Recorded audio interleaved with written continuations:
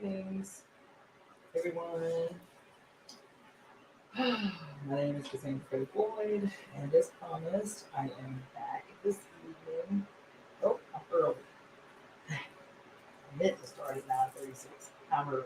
Anyway, um, so I'm back this evening with the astrology overlook that or overview that I said I was going to do this evening, Monday, September 25th, for the month of October.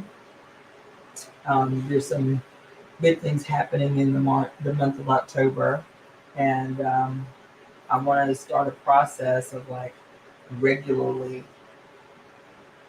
regularly talking to you about that. Um, so let's see. Oh, it's late for a lot of you, but we're going to go ahead and get started.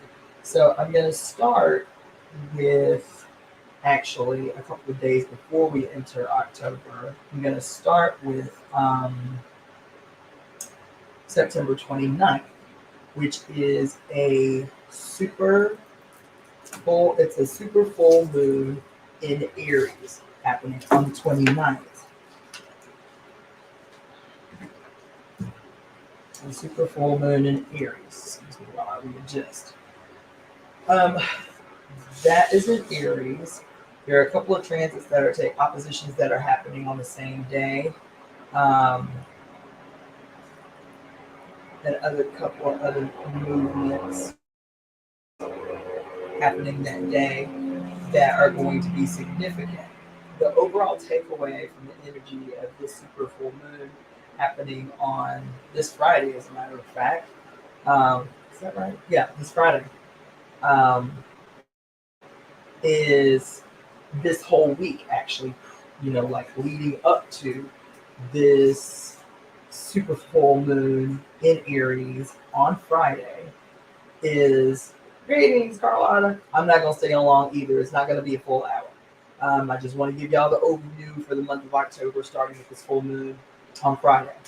And so the overall takeaway, which is really, really good to start today, which I did, and I'll tell y'all how after. And this was intuitive because I hadn't even really studied this morning before going out. But there are two primary takeaways for this full moon in Aries this coming Saturday. This Saturday, this whole week, let me backtrack. This whole week, the two primary things that you want to be focusing on is creative expression through only those things that give you pleasure. No force, no none of that.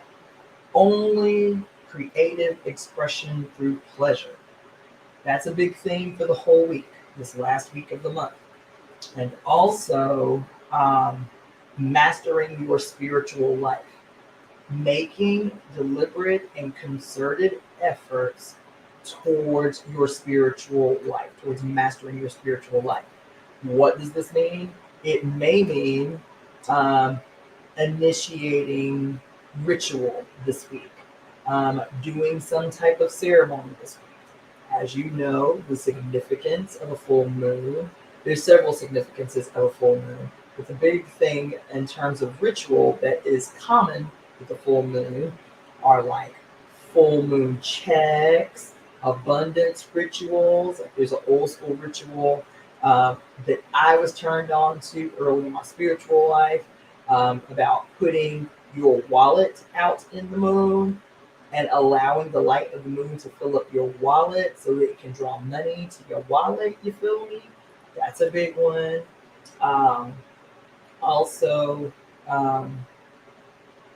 cleaning or charging, or both, cleaning or charging your magical objects, placing, your grimoires or your crystals or, your wands or whatever kind of magical spiritual instruments you have. Now is a good time to put them out in the light of the moon, to purge them or cleanse them if you need to, or to dually purge and cleanse and fill up or recharge, restore your magical objects. That's big, especially with the supermoon, which is like double the energy, double the significance, right? Um, that is happening. This full moon is happening in the sign of Aries, which is all about action. It's all about assertiveness and being mindful not to confuse aggressiveness or assertiveness with aggressiveness. So you want to steer clear of arguments or um, anger or anything like that. You want to be assertive. You want to take up for yourself. You want to you want to be assertive without being aggressive, without being without being aggressive. So that's one thing to keep in mind, and allowing the energy of Aries in the super full moon to to energize you and to encourage you to take action. Now, to backtrack on the creative expression aspect of it, let me tell you what happened today. So last night I decided I joined the gym last week, but I only went like twice last week, and I was like, okay, even if the gym is only maybe 3 blocks, 4 blocks from my house. So I was like, even if it's only for 30 minutes, just a hardcore 30-minute circuit on the floor, I'm gonna go to the gym 5 days a week and do my little circuit and come before I do anything, come back home and get to work, right? So today I went to the gym with the intention of being at the gym no longer than 30 minutes, do my 10-15 minute warm up, get on the weights, do a hardcore big muscle circuit. So chest, scaps, lats, QL, quads, hamstrings, abs, and take my behind home. Quick, rapid circuit, round the weight floor, and that's what I was going to do. So I did my 15 minutes on the elliptical as my warm up. And when I was going back downstairs to get on the floor to do my weight training, they have a workout room where they do the aerobics classes, the different classes. And I went in and put my head in just to see what the next class was going to be. And they were like, oh, it's the ballet bar. I was like, nope, not doing it. I was saying, like, nope, not doing it. And this guy, he was like, come on, girl, do the class. You'll love it. I promise you'll love it. I was like, ballet bar? Really? Oh, God, I don't know. I was like, you know what? Let me go ahead and do it. So I did this ballet bar class. Now, the backstory is that I took ballet when I was 19 years old, my first year in college. I took several dance classes, but ballet was the one, more than any of the dance classes, that whipped my ass. It whipped me. And it was like, I never got used to it. I took ballet for a year. And it was like, are my muscles ever gonna get used to these to these positions? Oh, I cried so many days in that ballet class. Now that was 19. I was pregnant. I was early pregnant, but I was pregnant when I took that class in college. Fast forward 28 years, this guy says, come on in here and take the ballet bar class, girl. And I was like, okay, I think I still remember the position. So I got in there and I got spanked today. You feel me? I got spanked. Then I was kind of feeling myself though. I mean, I struggled through the class. I struggled to remember the positions. I did. But I was like, you know what? I'm going to give myself grace and power through. After the class was over, I was going to go downstairs and do my circuit. And then the same guy was like, you can't leave now. You got to do the next class. I was like, well, what's the next class? He was like, it's a jazz fusion class. I was like, jazz fusion. So let me just tell you, I have taken so many dance classes over the years. And there were certain classes that I had real attitude about. Jazz was one of those classes. I was like, I will never take a jazz class. It just seems so corny to me. Ballet, I took just because structurally, I knew I could use the positions. I knew I could use the posture. I knew I could use the core training, right? But it wasn't like nothing I was seeking out to do, like to be out in the world just knowing ballet. That wasn't my thing.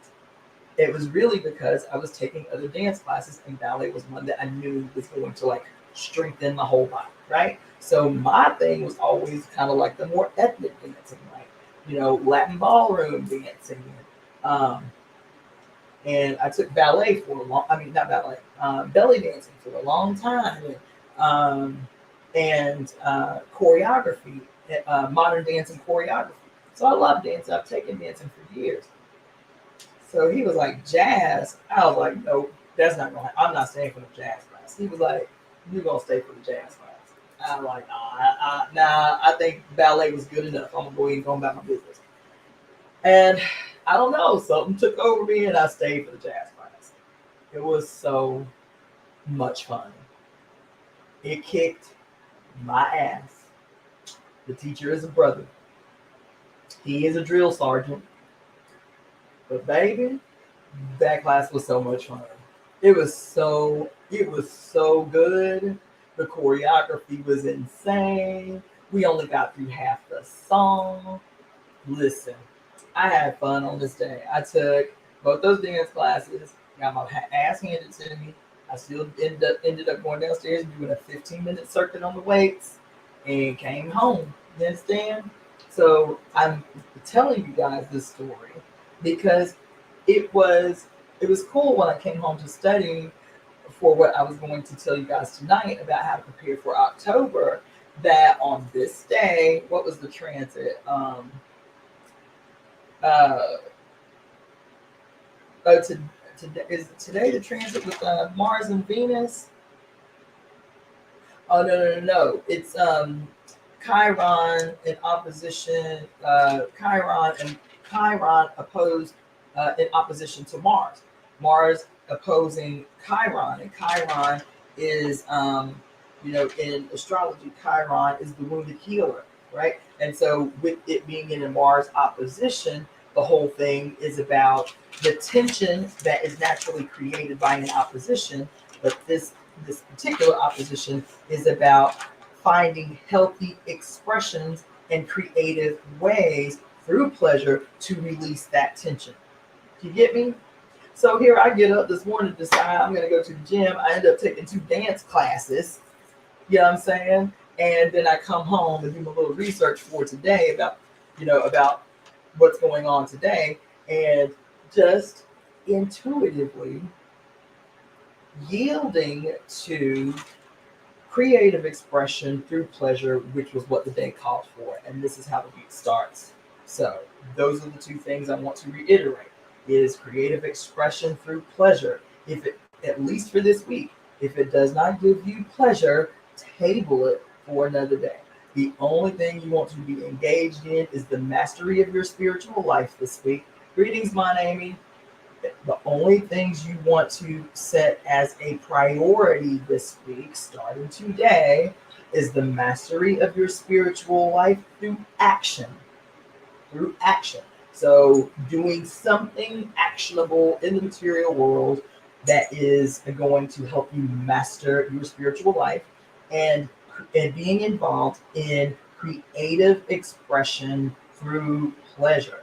So we did a long reading for the temple service on Saturday, and what kept coming up in the cards? What kept coming up in the cards? The pipes. Remember the pipe? We pulled pipes cards like 3 times, I think 3 or 4 times. We pulled pipes in the reading on Saturday for the temple, the reading that I did for the whole temple.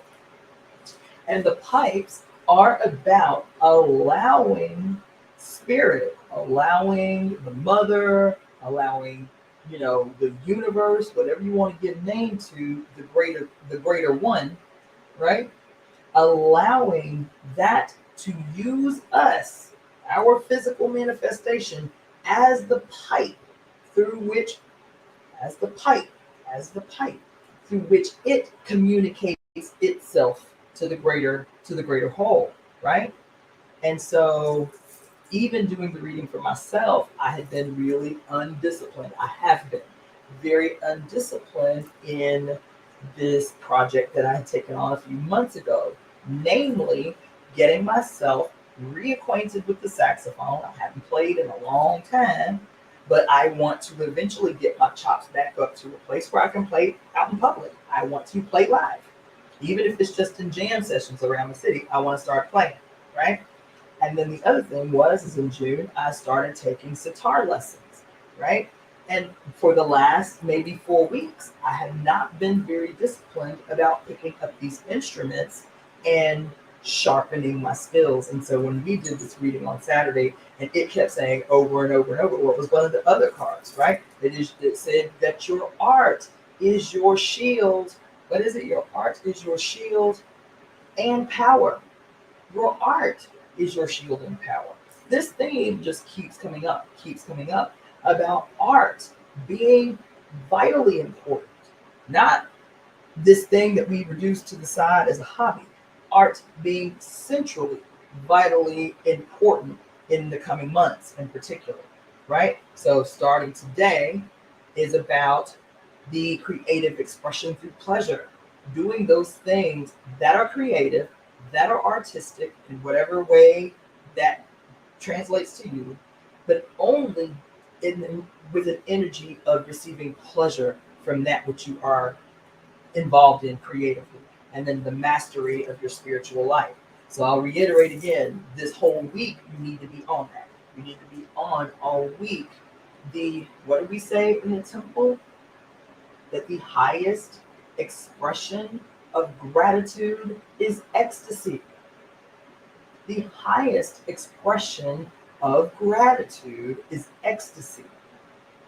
Being completely ecstatic, pleasured, pleased, happy, joyful, blissful in the pursuits, in our creative pursuits. And that is the expression of gratitude. Us being excited, us being happy, us being blissful.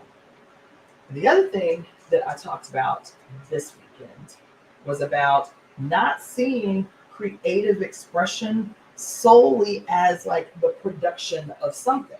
The other aspect of creative expression is sexual creative expression. Sexual energy is one of, if not the most powerful energy that exists in this particular manifestation or in this realm. Sexual energy is. And so that can be included in the creative expression through pleasure this week. Whatever your bag is. You understand? I'm celibate right now. And I have been for over a year. So, and I say celibate meaning I haven't engaged in sexual activity with others. I still masturbate daily. But I am celibate in terms of my relationship with other people, other beings. So this may mean, my continued self-pleasuring, which I have no problem with. And then, the mastery of your spiritual life. I'll move through October really quick because I really want to wrap this up within 30 minutes and hopefully less than that.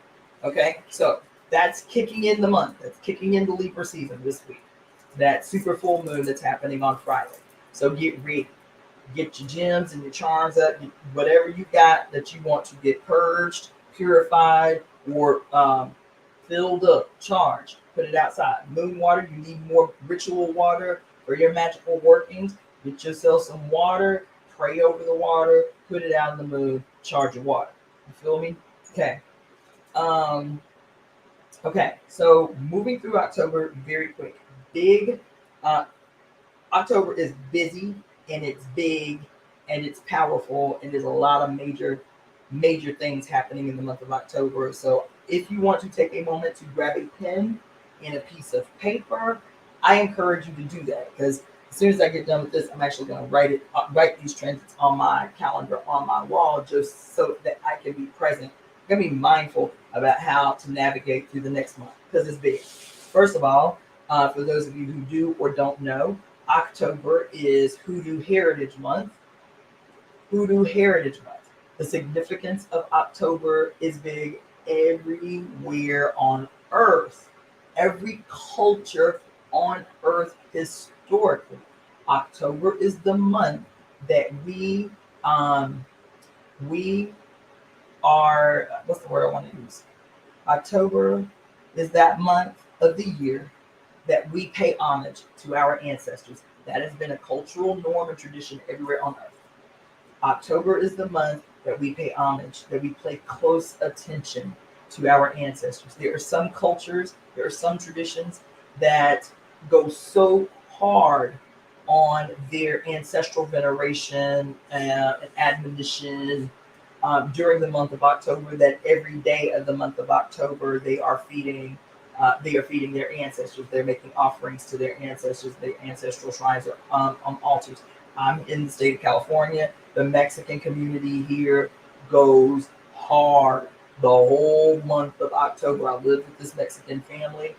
Their altar was from the floor to the ceiling, and it was lit every day. It was fed. It had water. They don't slack on their ancestral veneration out here. The Mexica Mexican community. So whatever your traditions are, in terms of like um, the veneration of ancestors, do what you got to do. Candies, uh, spirit plates, whatever it is you have to do, that's big. So October is National Hoodoo Heritage Month. So, if you don't practice hoodoo but are interested in some of the traditional rituals and practices of hoodoo, now is a good time to get acquainted with the tradition. So that is the overall theme for the month. Now some of the actual transits. Um, so some of the transits, I'm not really going to go heavy on because I keep telling you guys I'm not an astrologer. I should have prefaced that I'm not an astrologer. I am I I am like an astrological enthusiast because I like to make the connections between major astrological events and their correspondence with significant historical events.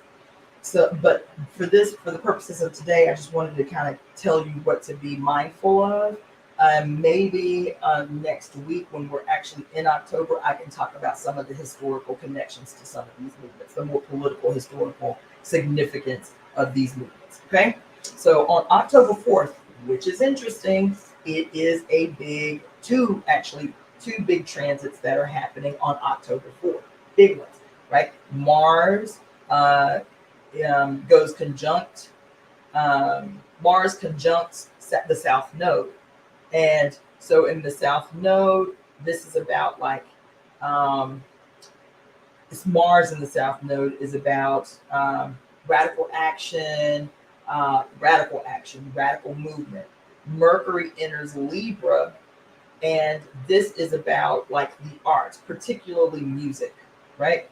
Now, the interesting thing about this date, October 4th, is I don't know if anybody's been hearing about the conspiracy theories floating around about October 4th, but the FCC and I forget what it's called, the emergency, whatever. Anyway, the government is doing a national emergency test. What is it called? A test of whatever. It's the loud beep that you get on your phone, right? To test if we're able to get these messages if there's a national emergency. So the national emergency something that is happening October 4th. But it's interesting because there have been like a ton of conspiracies floating around since this announcement was made that for 1 minute at around 11:20 a.m. there was going to be a test of the emergency broadcast system. That's what it was. But there was going to be a national testing of the emergency broadcast system on October 4th at 11:20 a.m. Eastern Standard Time. Now, what's interesting, I am one because I there's no such whatever. I am one that is convinced that I don't even have to be convinced. Every president since Theodore Roosevelt has had a chief astrologer on staff. Now, we didn't find that out until Nancy Reagan, talked about the White House chief astrologer. But there has been a chief astrologer on the staff of the president since Teddy Roosevelt, right? Teddy Roosevelt. And so it's not to me a coincidence when you see these really, radical changes or socially, politically, economically occur in conjunction with major astrological movements. What's the purpose of having a chief astrologer if not to create a strategy and a strategy around how you're going to move forward in your presidency or whatever? So I just found it ironic that this first big movement, um, of the month on October 4th, Mars conjuncts with the South Node and Mercury enters Libra. And Libra also is what? Libra is represented by the scales of justice. So it might be some things that deal with like the judicial system or what have you. Okay. Mercury is communication. Libra is about the scales of justice. So these are some things to keep in mind. But I thought it's not ironic and it's not a coincidence that they're testing this, they're doing this national test of the emergency broadcast system on the same day as this first big movement in October. The second big movement in October, which was really interesting, is Venus stations direct in Leo. Should I tell y'all this? I want to tell y'all this because of these wonderful synchronicities. I got a text from a woman today before I started studying for this broadcast. I got a text from a woman today that I haven't heard from in 2 years. She bought some jewelry from me 2 years ago. And the jewelry were these big, beautiful earrings with the goddess Ishtar holding, the infamous picture of the goddess Ishtar holding her breasts like this, and her hips are really big. So she bought a big, she bought those two big earrings for me. Today, after 2 years, she sent me a text with the picture of the earrings that she bought for me 2 years ago. She was like, I don't remember the name of this goddess, and I don't remember what she stands for. Could you tell me? So I'm going through to find pictures and send her a link to the goddess Ishtar. And I'm reading about Ishtar today. This is before I started studying to talk to you guys about how to prepare for the month. So I'm studying about, I'm looking through some content about Ishtar today. And Ishtar in different personifications, because Ishtar, depending upon where she was Inanna, she was Astarte, she was who else? Aphrodite, right? So in different cultures and in different periods and in different periods, Ishtar, who is the queen of heaven, presents with different names. But Ishtar is, listen, this is such a wonderful synchronicity, because she sent me the text today before I started studying to tell you guys about how to prepare for today. But these synchronicities happen to keep you present. So I'm looking up Ishtar just so I can respond to this woman's text. And Ishtar is represented by the planet Venus, the goddess of love, the goddess of fertility, the goddess of beauty. This is who Ishtar is. In her personification as Ishtar and as Inanna, she is always pictured with lions at her feet. Lions at her feet. Mm-hmm. Right? She's always pictured with lions at her feet. She is the queen of heaven, the planet Venus, the guardian of love, fertility, beauty, sex, and if you piss her off, war, right?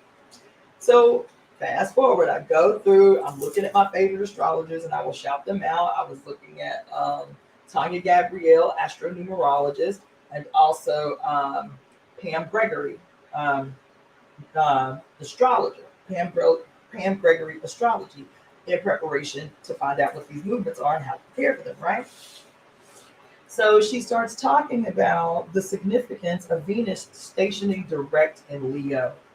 And I was like, oh my God, I was just reading about Ishtar, who is Venus with the lions at her feet, just before I started studying to do this thing.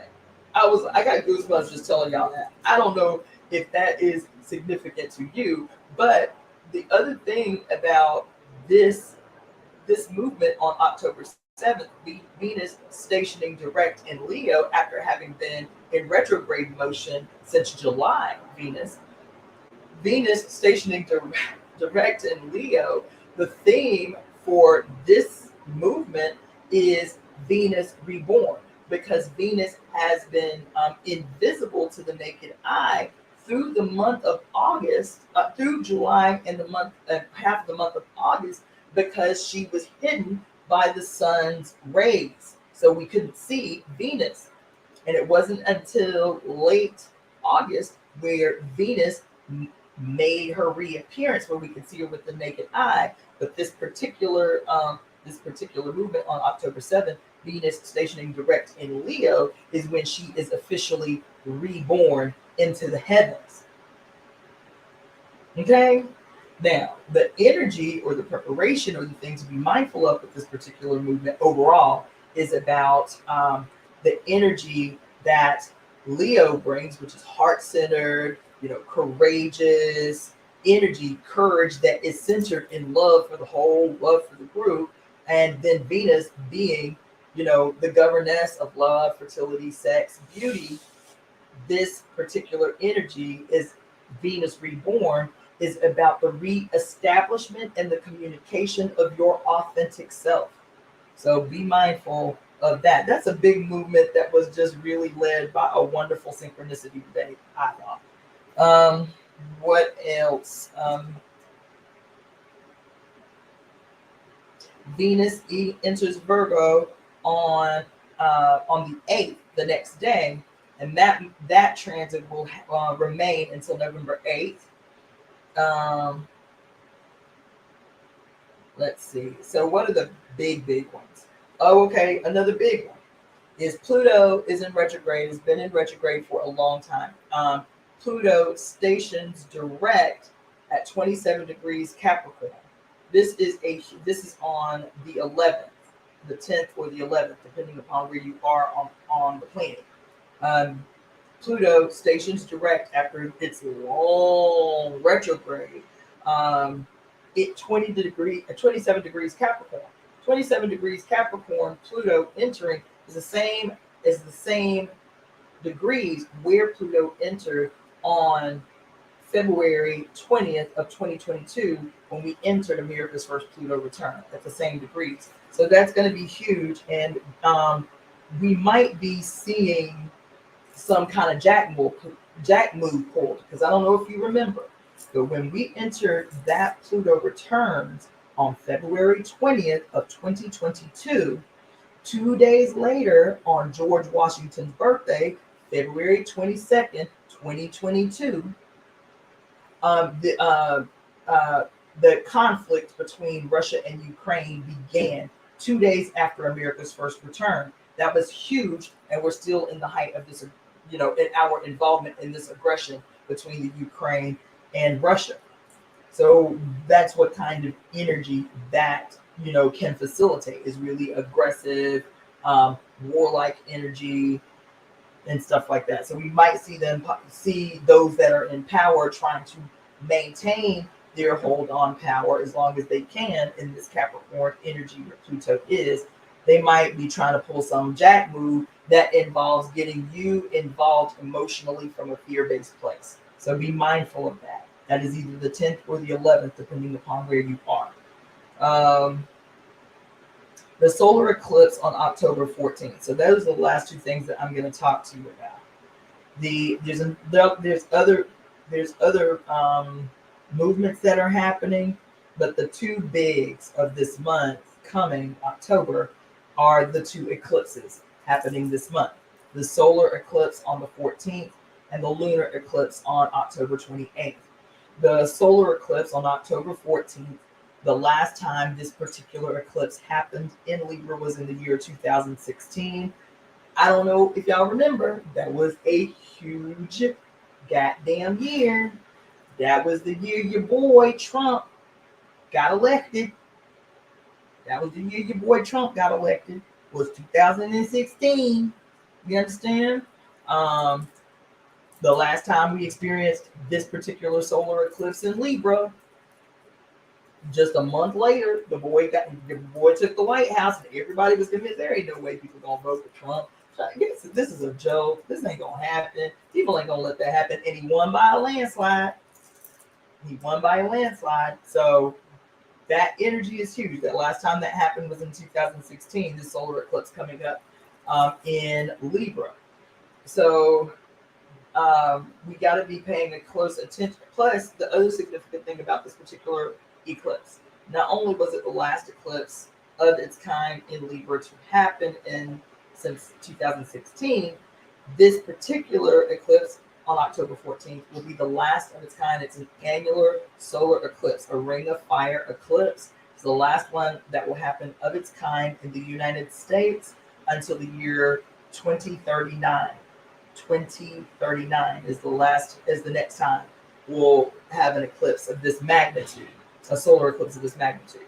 The last eclipse is happening on October 28th, which is a super full moon in Taurus. This lunar eclipse will be a super full moon in Taurus, and that is going to be a pretty radical eclipse too. This is the beginning of eclipse season, with the completion of this eclipse season happening in April with another massive. So this October 14th solar eclipse is big.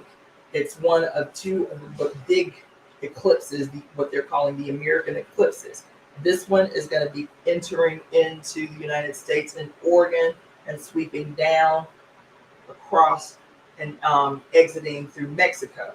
And then the one that happens in April, I think it's April 24th, is going to enter from the southern portion of Mexico and sweep again, just like a giant X, sweep again across the eastern portion of the country. So the first one, October 14th, is the western portion down towards the east, exiting Mexico, entering the west from Mexico, and sweeping across the entirety of the eastern portion of the country.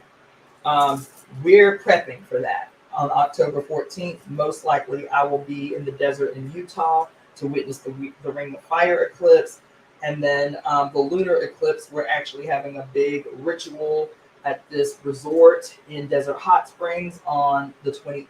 We're having a big, radical, freaking ritual under the blood moon on the 28th. And then on April 24th, I'm actually going to be in Hot Springs, Arkansas, in the mountains, where I have been digging up and showing you guys these crystal quartz that I've dug up from the belly of the earth in Hot Springs, Arkansas. The eclipse, its path of totality, literally passes right through Hot Springs, Arkansas. So we'll probably be up on that mountain doing ceremony under that eclipse in April. So that's really all I have for you. Be extremely generous to your ancestors this month. Clean your altar. If you haven't cleaned up, wipe down your ancestral altar in a long time. Take everything off very ceremoniously. Dust, clean. Put some fresh flowers. Get a bowl of candies. Get some beer, coffee, whatever your ancestors liked while they were alive. Go get them treats. Put them on your altar. Play music to your altar. You understand? Light incense, light candles. Be very, very generous to your ancestors for the rest of this month, and they will power up. They will power you up. You power them up, they will power you up. So that's really all I have for you. I am going to make this a discipline, but it will be a short one.